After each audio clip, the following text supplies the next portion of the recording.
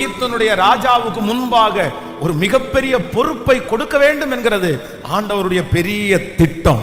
2025 வருஷத்துல உங்க மேல ஒரு பெரிய திட்டத்தை நிறைவேற்றணும்ன்றது ஆண்டவருடைய பெரிய திட்டம். உங்க கையில அதை கொடுக்கணும்ன்றது ஆண்டவருடைய திட்டம். இந்த ஜெபத்துல அதை ஆரம்பிக்கணும்னு ஆண்டவருடைய திட்டம். கர்த்தர் அதை கொடுக்கிறதுக்கு முன்னாடி ஆண்டவர் அவனை உருவாக்கினார். ஆண்டவர் அவனை உருவாக்கினார். ஏனே தெரியல. கூட பிறந்தவங்க எல்லாம் நல்லா இருக்கும்போது அவன் மட்டும் நல்லா இல்ல.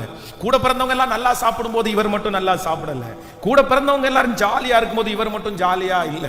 எல்லாத்துலயும் பாத்தீங்க அப்படின்னு சொன்னா இந்த பையனுக்கு மட்டும் வித்தியாசமான ஒரு அனுபவம். காரணம் என்ன அப்படின்னு சொன்னா அவங்க யாரையும் கண்டு போய் கர்த்தர் மேல உட்கார வைக்க போறதில்ல.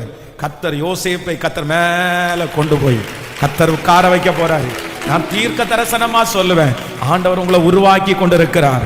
ஒரு பெரிய காரியத்திற்காய் உருவாக்கி கொண்டிருக்கிறார். ஒரு பெரிய பொறுப்பிற்காய் ஆண்டவர் உங்களுக்கு உருவாக்கி இருக்கிறார். ஒரு பெரிய விசாலத்துல ஆண்டவர் உங்களை கர்த்தர் உருவாக்கி கொண்டிருக்கிறார். வேதத்துல 81வது சங்கீதத்தினுடைய 7வது வசனத்தை நீங்க வாசிப்பீர்களே ஆனால் 81